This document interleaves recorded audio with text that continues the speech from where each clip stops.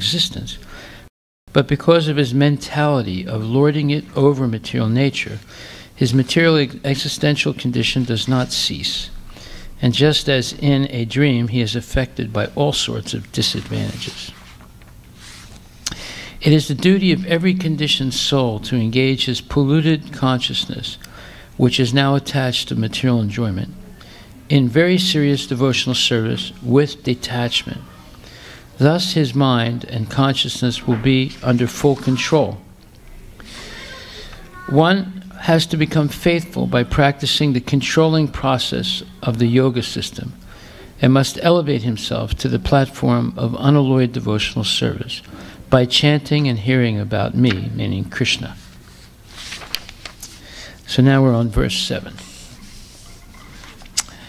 In executing devotional service, one has to see every living entity equally, without enmity towards anyone, yet without intimate connections with anyone.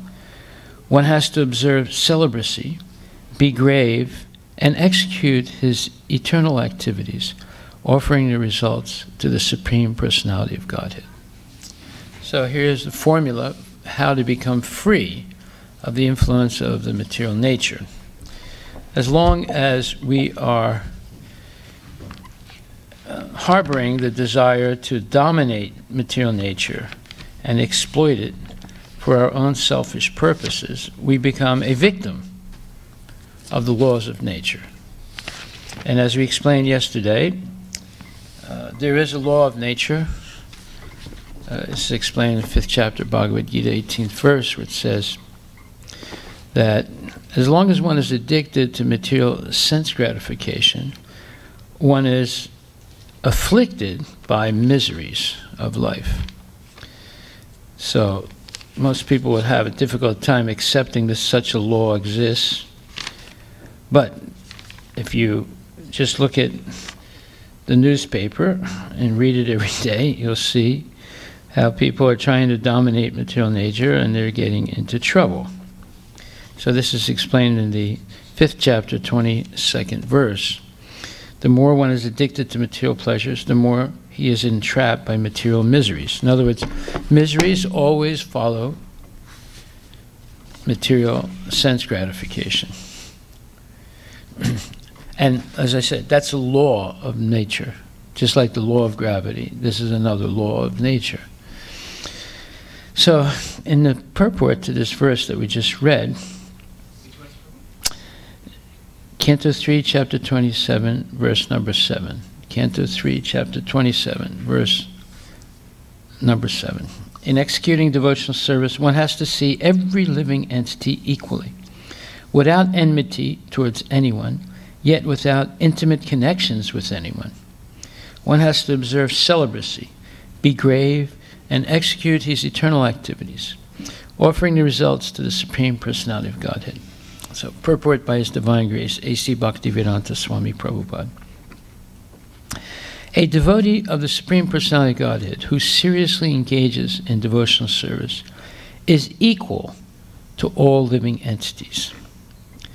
There are various species of living entities, but a devotee does not see the outward covering or the body. He sees the inner soul inhabiting the body. Because each and every soul is part and parcel of the Supreme Personality of Godhead, he does not see any difference. That is the vision of a learned devotee. As explained in Bhagavad Gita, a devotee or a learned sage does not see any difference between a learned brahmana, a dog, an elephant, or a cow, because he knows that the body is the outer covering only, and that the soul is actually part and parcel of the Supreme Lord. So this is a verse from the 5th chapter of Bhagavad Gita. Vidyavinaya sampane brahmane gavi hastine sunichaiva swapakecha pandita samadarsina. So this is the vision of a genuine pandit. And this is 5th chapter, 18th verse. The humble sages, by virtue of true knowledge, see with equal vision a learned and gentle brahmana, a cow, an elephant, a dog, and a dog-eater or outcast. A Krishna-conscious person does not make any distinction between species or castes. The Brahmana and the outcast may be different from the social point of view, or a dog, a cow, and an elephant may be different from the point of view of species. But these differences of body are meaningless from the viewpoint of a learned transcendentalist. This is due to their relationship to the Supreme. For the Supreme Lord, by his plenary portion as Paramatma, is present in everyone's heart. Such an understanding of the Supreme is real knowledge. As far as the bodies are concerned in different castes or different species of life, the Lord is equally kind to everyone because he treats every living being as a friend, yet maintains himself as Paramatma, regardless of the circumstances of the living entities. The Lord as Paramatma is present both in the outcast and in the Brahmana, although the body of a Brahmana and that of an outcast are not the same. The bodies are material productions of different modes of material nature, but the soul and the supersoul within the body are of the same spiritual quality. The similarity in the quality of the soul and the supersoul, however, does not make them equal in quantity, for the individual soul is present only in that particular body, whereas the Paramatma is present in each and every body. A Krishna-conscious person has full knowledge of this, and therefore he is truly learned and has equal vision. The similar characteristics of the soul and the supersoul are that they are both conscious, eternal, and blissful. But the difference is that the individual soul is conscious within the limited jurisdiction of the body, or of his body, whereas the supersoul is conscious of all bodies. The supersoul is present in all bodies without distinction. Okay, so a devotee has no enmity toward any living entity, but that does not mean that he mixes with everyone. This is prohibited. Aprasangata means not to be in intimate touch with everyone. A devotee is concerned with his execution of devotional service, and he should therefore mix with devotees only in order to advance his objective. He has no business mixing with others, for although he does not see anyone as his enemy, his dealings are only with persons who engage in devotional service. So this is not an elitist concept. It's simply that the devotee will take all kinds of risks to help the general public come to some understanding of Krishna.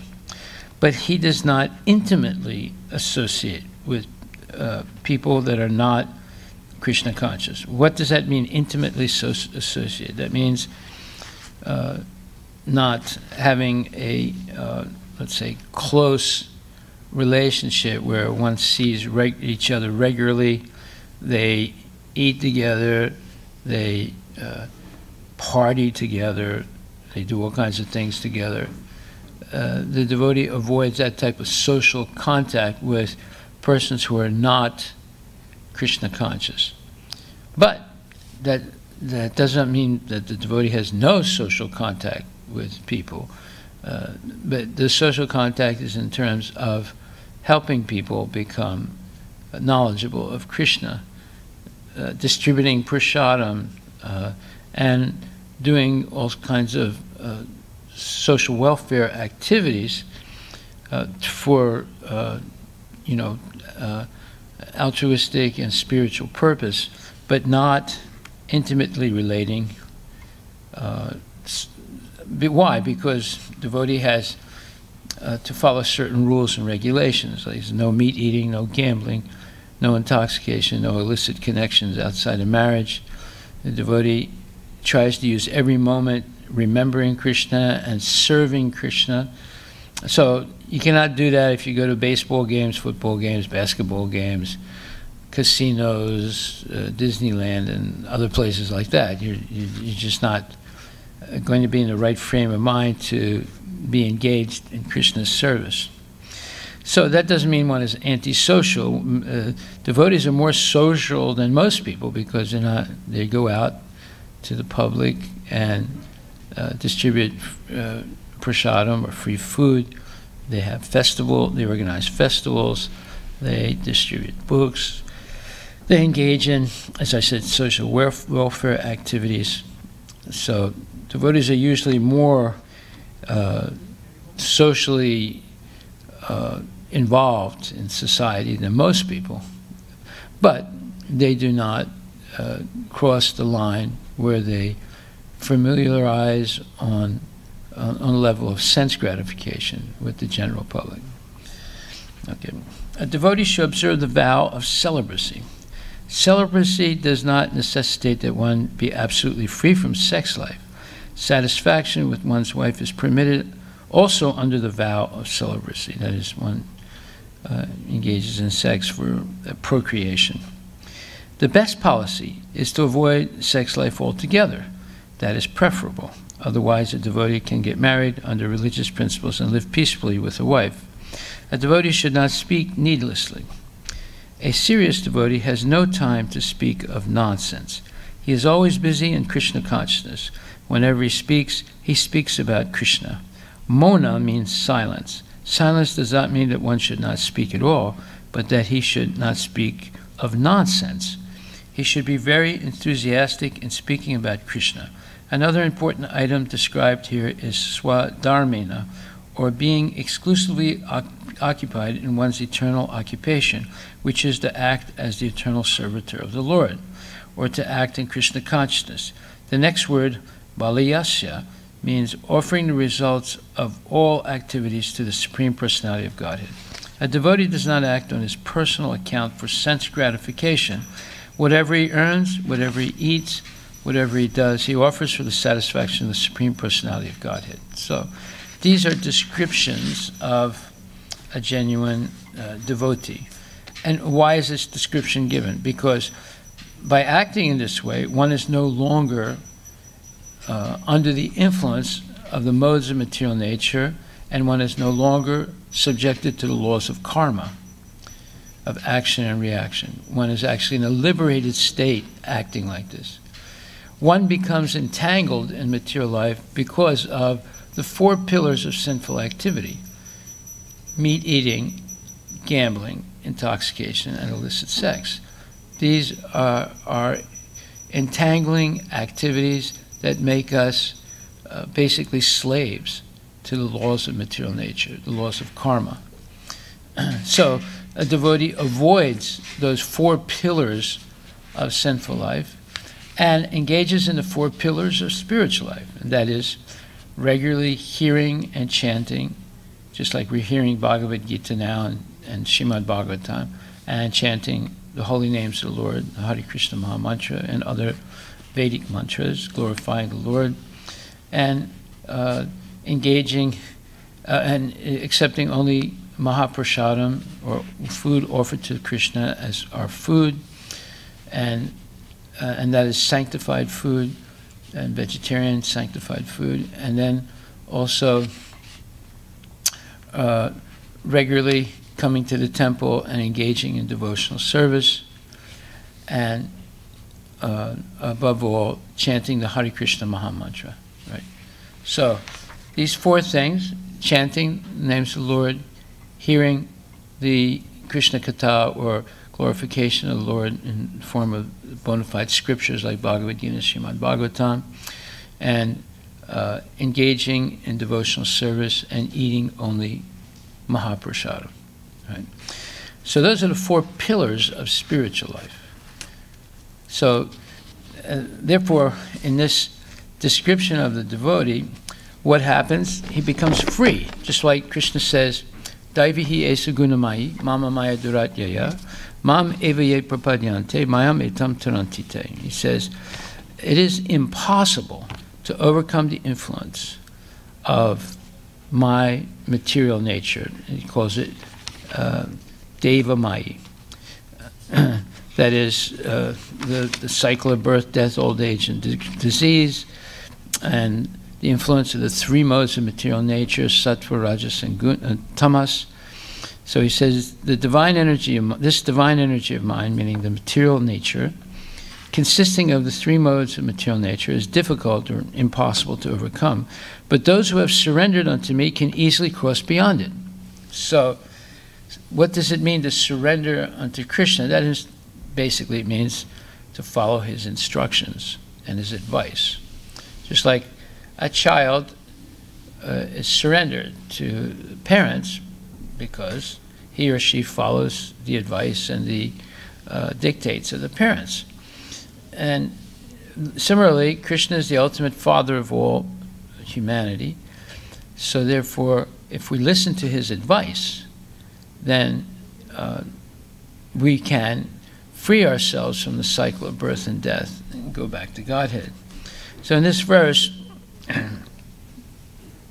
this is called its solution to all problems. That is, it is impossible to overcome material nature. We can use science, logic, and philosophy and so forth, but we cannot overcome the cycle of birth, death, old age, and disease. But if we surrender under Krishna, we can easily overcome birth, death, old age, and disease. And that is Krishna's promise. He says, Sarva dharmam prityaja mahamekam saranam braja ham tvam sarva papebhyo mokshisyami ma suchaha. He says that give up all your speculations about this dharma or that dharma and surrender unto me, which is the ultimate dharma or duty that we have, is to surrender to God. And in return, Krishna promises to free us from our karma, our good and bad reactions from previous life. And therefore we have nothing to hesitate for, nothing to doubt, nothing to be fearful about, because Krishna is guaranteeing his protection. Okay, so nobody else can free us from our karma. Only Krishna can do that. Okay, so now in text 8, it says, for his income, a devotee should be satisfied with what he earns without great difficulty. He should not eat more than what is necessary. He should live in a secluded place and always be thoughtful, peaceful, friendly, compassionate, and self-realized. When it says he should live in a secluded place, it means you don't live in a place where there's constant harassment for sense gratification. So a secluded place, in other words, it's a house or an apartment in which there's no television, there's no computer games, there might be a phone, but it's only used sparingly. And but there's an altar, there's a kitchen, and there's Srimad Bhagavatam and Bhagavad Gita, and one can cook for Krishna, chant for Krishna, dance for Krishna, sleep for Krishna, wake up for Krishna, earn money for Krishna, and so forth, right? So one is living in a pure environment, even though it may be in a big city or out in the country, either way. So it's considered a secluded place because there's no nonsense inside the house, right? And therefore, in such a clean environment, one can be thoughtful, peaceful, friendly, compassionate, and self-realized. So the purport or explanation is the following. Everyone who has accepted a material body must maintain the necessities of the body by acting or earning some livelihood. A devotee should only work for such income as is absolutely necessary. He should be satisfied always with such income and should not endeavor to earn more and more simply to accommodate the unnecessary. A person in the conditioned state who has no money is always found working very hard to earn some with the object of lording it over material nature. Kapila Deva instructs that we should not endeavor hard for things which may come automatically, without extraneous labor. The exact word used in this connection, yadrichaya, means that every living entity has predestined happiness and distress in his or her present body. This is called the law of karma. It is not possible that simply by endeavors to accumulate more money, a person will be able to do so Otherwise, almost everyone would be on the same level of wealth. In reality, everyone is earning and acquiring according to his predestined karma. According to the Bhagavatam conclusion, we are sometimes faced with dangerous or miserable conditions without endeavoring for them, and similarly, we may have prosperous conditions without endeavoring for them. We are advised to let these things come as predestined. We should engage our valuable time in prosecuting Krishna consciousness. In other words, one should be satisfied by his natural condition. If by predestination one is put into a certain condition of life which is not very prosperous in comparison to another's position, one should not be disturbed. He should simply try to utilize his valuable time to advance in Krishna consciousness. Advancement in Krishna consciousness does not depend on any materially prosperous or distressed condition. It is free from the conditions imposed by material life. A very poor man can execute Krishna consciousness as effectively as a very rich man. One should therefore be very satisfied with his position as offered by the Lord. Is there a continual echo? Do you hear it? No, I'm saying. What? Okay. Well, this is the wisdom of spiritual persons. They do not over-endeavor for mundane things. That is, they limit their needs to a bare, respectable minimum. Therefore, they do not have to be overly anxious or work day and night just to make a living. And therefore, they have time to execute devotional service or to engage in devotional service. If one over-endeavors because of unending material desires, then they're not going to have time for Krishna consciousness, and they'll always be worried because they're always spending more than they earn, going into debt and so forth, and trying to live a very high style of life. Another word here is mita bhuk. This means that one should eat only as much as necessary to maintain the body and soul together. One should not be gluttonous to satisfy the tongue. Grains, fruits, milk, and similar foods are allotted for human consumption. One should not be excessively eager to satisfy the tongue and eat that which is not meant for humanity, talking about meat and liquor.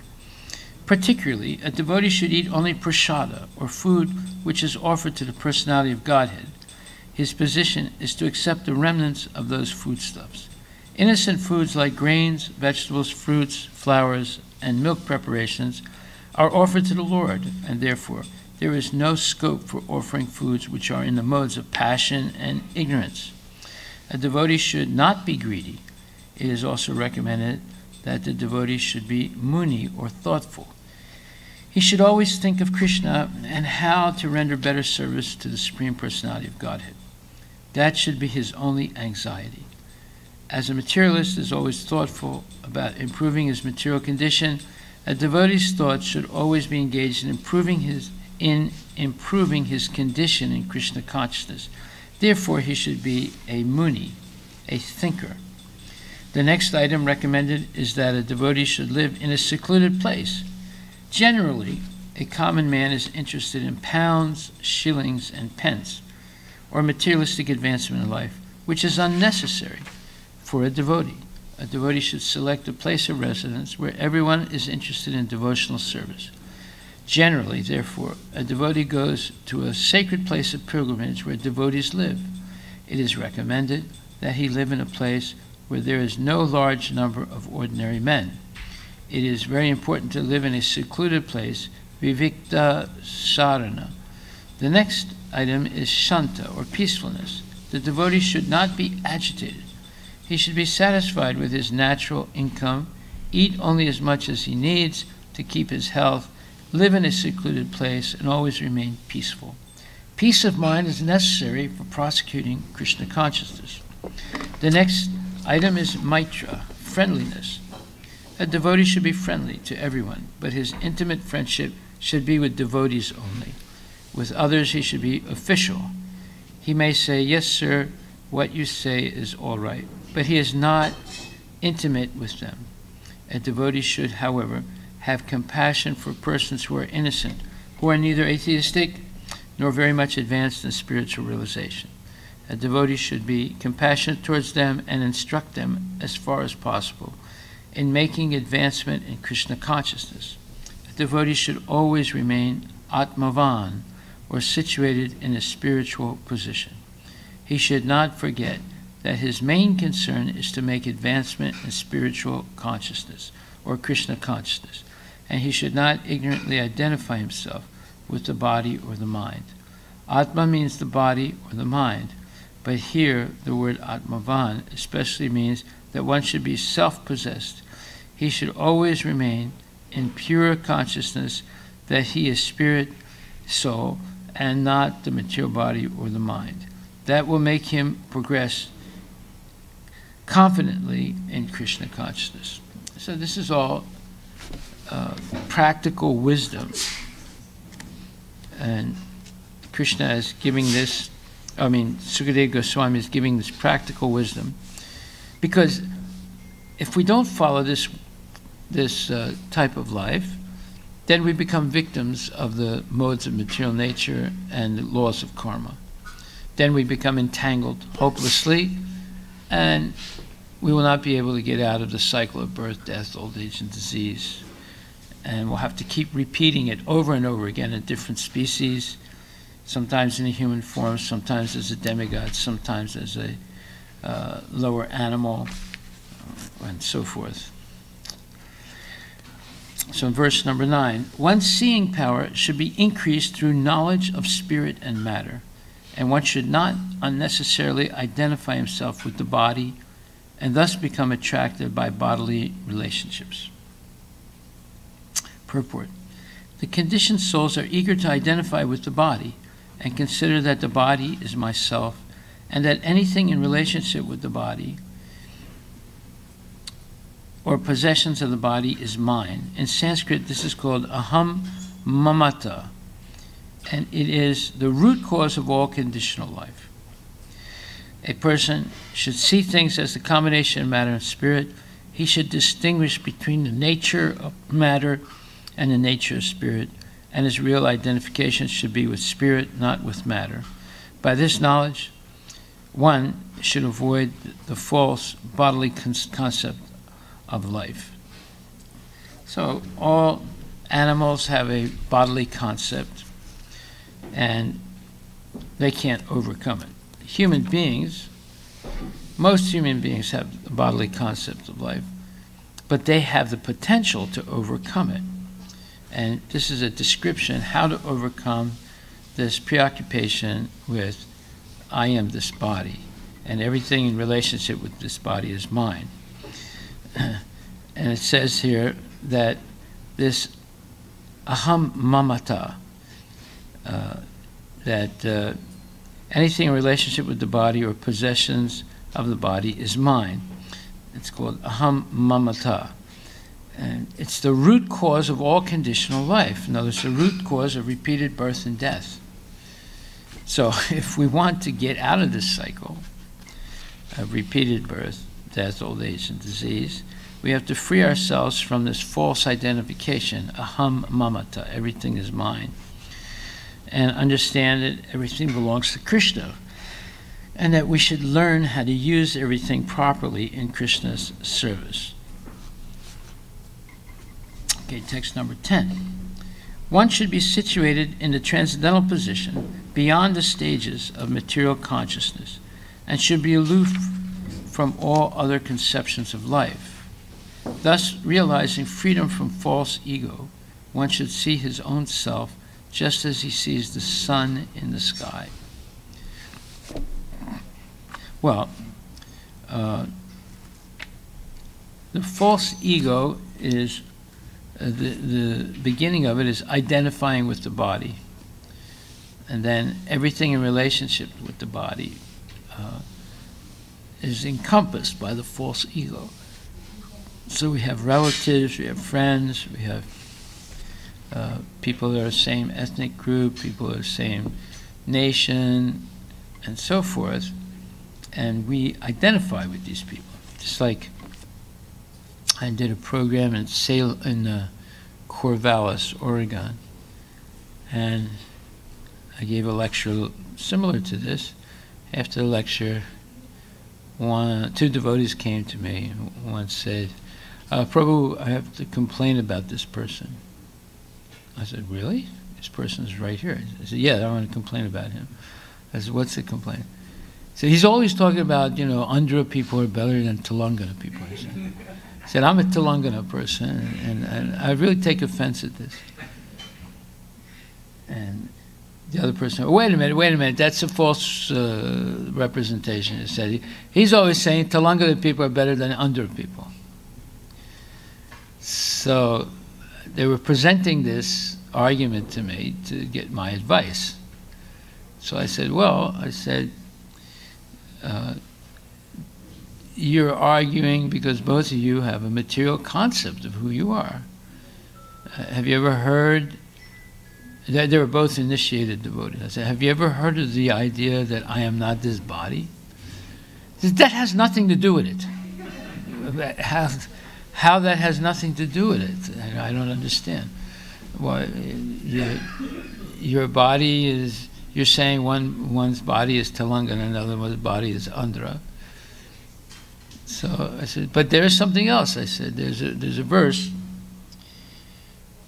Kirata Pulinda Pulkasa Abira Sumba Kasadaya. So Kirata Hunandra. I said, in this verse, the Andhra Pradeshis are mentioned. And it gives a list of 8 most fallen races of human beings. And the Andhras are one of them. So the Telangana guy had a big smile. I said, see? I said, no, wait a minute. At that time, there was no Telangana, no Andhra. It was all Andhra. So you're part of the Andhras. He said, no, we're a Telangana. We've never been part of them. I said, no, that's just a recent thing. So when I was leaving, the Andhra guy and his wife, they said, Jai Andhra, and the Telangana people looked at them like they really were upset, So these are initiated devotees. These are people who, have done their Bhakti Shastri course, right? But still, they have this crazy idea, I am this body, I am Andhra, I am Telangana. And they're arguing about it. They were like close to, punching each other. They were so upset. So why is that? Well, it's not an easy thing to overcome the bodily identification. It's very difficult because that bodily identification is not only in this life, it's coming from many lifetimes. Of course, previous lifetimes, one could have been an ant and the other could have been an elephant, So they had different bodies. They were not always Andhra and Telangana bodies, right? But the whole thing is sad and shocking that even though they're initiated devotees and they read Bhagavad Gita and they hear, sometimes I guess they hear lectures, still they're on the bodily platform. What? Closer? Yeah, but it's an echo is there. I don't like it. Well, it was more when I was close. Hare Krishna. Okay. So this freedom from false ego is real freedom. The false ego is false identification with the body. So when we identify with the soul in the body and its relationship to Krishna, then we can free ourselves from the false ego. False ego means it's something we believe that we are, that we were never. Jai Shishirada Nilamadava Ki Jai.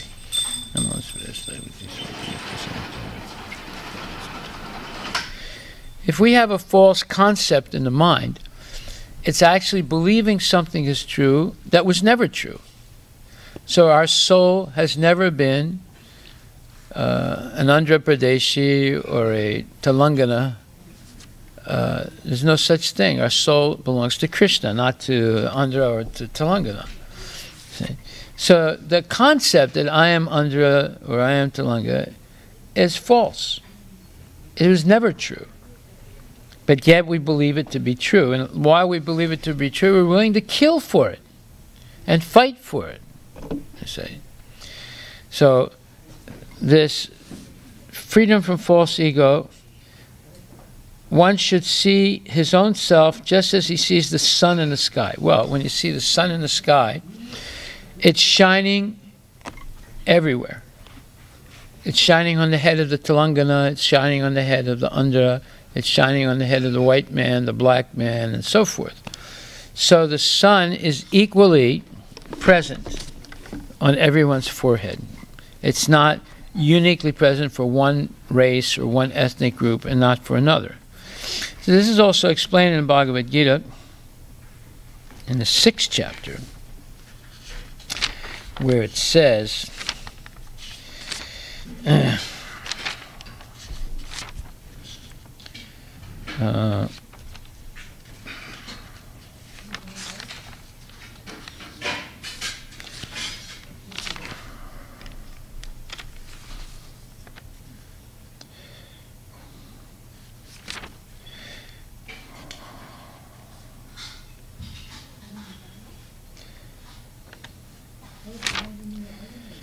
one second.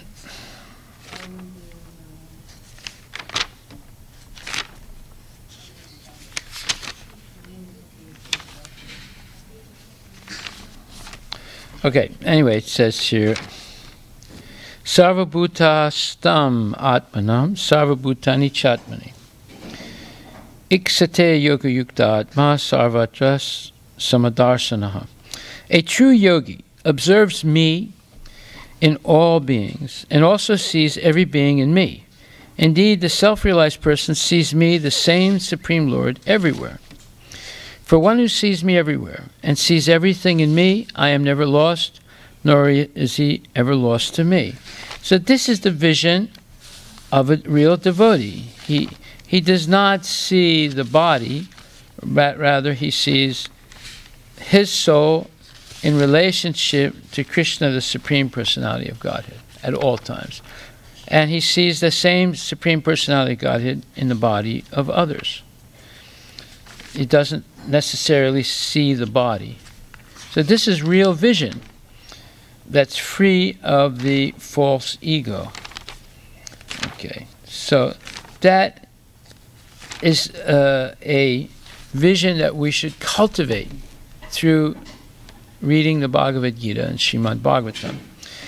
Then again, that's 6th chapter, verses 29 and 30, and then the 6th chapter, verse 9 says, Surhin mitrar yudasina madhyasta dvesa bandhusu sadhusvapi chapapesu samabhutir visishyate. A person is considered still further advanced when he regards honest well-wishers, affectionate benefactors, the neutral, mediators, the envious, friends and enemies, the pious and the sinners, all with an equal mind. So this even more advanced than Vidyavinaya Samprani Bhamini Gavi Hastini. Because a person has no animosity toward anyone. A person who's Krishna consciousness has no animosity toward anyone because he sees everyone in their relationship with Krishna. So this is actually being free from the false ego. Here it says, consciousness acts in 3 stages under the material conception of life. When we are awake, consciousness acts in a particular way. When we are asleep, it acts in a different way. And when we are in deep sleep, consciousness acts in still another way.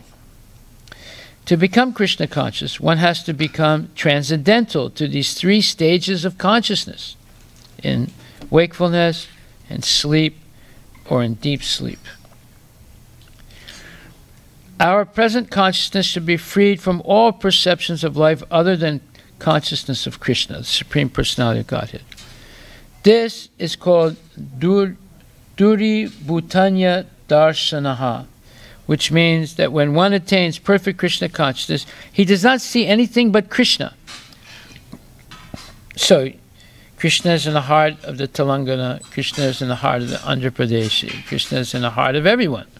So, that's the vision of a devotee, even if it's theoretical. And in the beginning it is theoretical, but if one sticks to that concept, the same God is in the heart of every living entity, then one begins to see with equal vision, which is called Samadarshina. In the Chaitanya Charitamrita it is said that the perfect devotee may see many movable and immovable objects, but in everything he sees that the energy of Krishna is acting. As soon as he remembers the energy of Krishna, he immediately remembers Krishna in his personal form. Therefore, in all his observations, he sees Krishna only. So this is a practical example of how to see Krishna all the time. Either you see Krishna's energy acting, and when you see Krishna's energy acting, you recognize it and you say, this is Krishna. Okay? Therefore, in all his observations, he sees Krishna only. In the Brahma Samhita 538, it is stated that when one's eyes are smeared with love of Krishna, Premanjana Churita, he always sees Krishna outside and inside. This is confirmed here. One should be freed from all other vision, and in that way he is freed from the false egotistic identification and sees himself as the eternal servitor of the Lord. Chaksus Sevarkam. As we can see the sun without a doubt, one who is fully developed in Krishna consciousness sees Krishna and his energy. By this vision, one becomes Atmadrik, or self-realized. When the false ego of identifying the body with the self is removed, actual vision of life is perceivable. The senses, therefore, also become purified. Real service to the Lord begins when the senses are purified. One does not have to stop the activities of the senses, but the false ego of identifying with the body has to be removed. Then the senses automatically become purified, and with purified senses, one can actually discharge devotional service.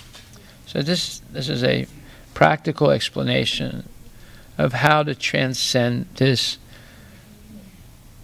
materialistic, false ego vision of life. How we see things depends what kind of person we're going to be. So if we see things through the prism of bodily identification, then life is always going to be a struggle. If we see things through the prism of Krishna consciousness, then we are not affected by the events in the material world because we remain steady in devotional service. That is the sign of liberation, that steadiness in devotional service. Doing the same thing every day, but it's not a boring routine, because one of the things that we do in the day is hear and chant about Krishna. And at that time, our mind becomes surcharged with transcendental excitement as we continue to hear and chant, because every time we learn something new. So this is the process of self-realization. Okay, so we'll stop right there. Are there any questions? Yes.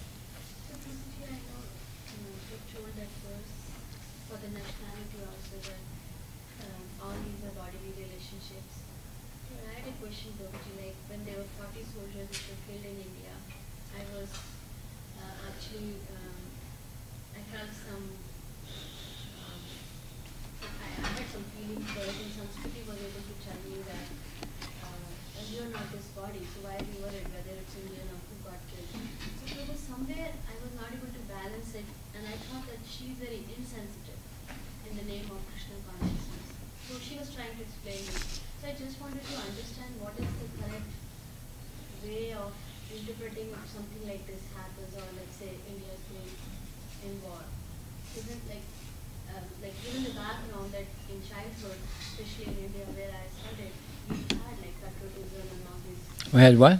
Patriotism. Patriotism. So I haven't seen that in here education system. They don't talk about, like she tells that some of the children will not even stand for the national anthem. Who? In here, Americans would not necessarily stand. So I'm not saying that I'm nationalistic or anything, but probably when it's happening, like that was the first time in I think 3-4 years when I watched news after like at least for 2-3 days. Were you happy when Modi bombed the Pakistanis and killed many tourists, terrorists? Huh? Badla. Well, I mean, someone who is an adversary and commits an atrocious act, they can expect to get retaliation. So it's not the first time that Pakistan has attacked Indians on Indian soil. Right. So the last time that massacre in Mumbai, India didn't really retaliate. India has, at least my history knowledge, I didn't know that Modi has done surgical What? strike. In my history knowledge, I never thought that India attacked any other country like that. Has ever done it in the past. At least wherever my history books. India has a history of not being an aggressor. Is that what you're saying? Yes. Yeah. Well, they did take over Goa with tanks and so forth. But Goa belonged to India, actually. Well, what do you want to say by that? That India has never attacked any other country, therefore Indians are the good guys and everybody else are the bad guys? For the first time, then definitely, I think I was happy. You were happy that Modi attacked, that you're going to vote for him. I can understand that now. Well, see, as from the point of view of a devotee, these are sad events that take place. I mean, every day people are getting murdered in the United States also, right? In fact, yesterday some man killed 2 people indiscriminately in Seattle and wounded several others. And he didn't know who these people were. He just started shooting in Seattle.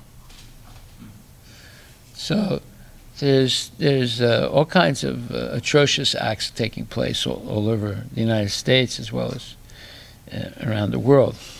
So let's say you hear that, 10 million Cambodians were massacred.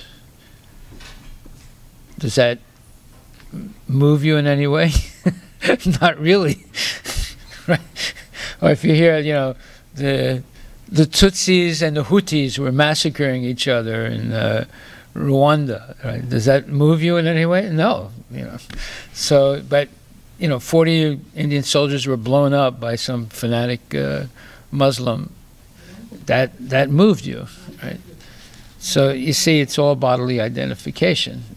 If you got moved by the 40 men being murdered, imagine how much you should be moved by 5 million Cambodians being massacred, right? But there's no connection with the Cambodians, no bodily connection, so you don't feel anything. See? So it's all false ego. Now, should you not be concerned at all? It's hard not to be concerned, but Genghis Khan murdered hundreds, thousands of people. Right? I don't see anybody worried about that today. So this killing has been going on for since the beginning of time. 640 million people were killed on the battlefield of Kurukshetra. Right? I don't see anybody worried about that. So what we should be worried about is not killing anybody ourselves, but awakening people to Krishna consciousness. We're not going to, I mean, Modi, it has to make a decision about what to do, but you don't have to make a decision like that. The only decision you have to make is, am I going out on Sankirtan or not? Because if you go out on Sankirtan, you can make a difference by introducing someone to Krishna consciousness. You're not Modi, so you can't retaliate against the Pakistanis, right? You can vote for Modi if you want, but you can't really do anything. But you can do something by going out on Sankirtan. You can do something by coming to the class and learning more about Krishna consciousness, and then going out and being able to convince other people to take up Krishna consciousness so they stop killing themselves and stop killing other people. Yeah. So you have to scale down your consciousness to a realistic level where there is something you can do. But it's not, learn to be an aviator and fly a jet and bomb Pakistan. It's go out on Sankirtan and preach and distribute books and give prasadam and give an example of a human being who is loving, self-satisfied, and Krishna conscious. That is something that can influence other people. Yeah. So in continuation to Madhavi's question, if you look at the Bhagavatam also, when actually Dhruv Maharaj's younger brother gets killed by Yakshas, so he goes on an attack and he goes on such an attack that he kills so many Yakshas that finally demigods have to come and stop him up. So Kuvera came and stopped, yeah. So we see those stories and actually those pastimes even in Bhagavatam. So how do we understand there? Dhruv Maharaj is like a really exalted devotee, and his brother getting killed up, and he just goes on a rampage and just kills up whoever comes out in grave for the Yakshas. So then he's good. See, the difference between a demon and a devotee is that when an authority comes to the devotee and tells him, this is not right, you have to stop, he listens. And when an authority comes and says to the demon, this is not right, you should stop, he doesn't listen. That's the difference. Dhruva Maharaj listened, he stopped. Ravana didn't listen. And Duryodhana didn't listen. So people who have that demoniac nature don't listen to good advice. Devotees do. Do devotees never make mistakes? No, they make mistakes, but they're willing to listen and correct themselves. So we want to train people to become devotees so that when they make mistakes, they'll take good advice and correct themselves.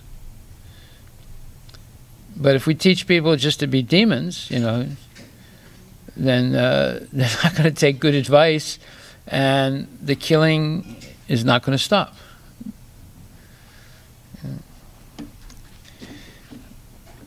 So that's the difference between devotees and demons. The devotees will listen to good advice and correct themselves. And demons will not listen and not correct themselves. Okay, so we'll stop there. Our strategy is to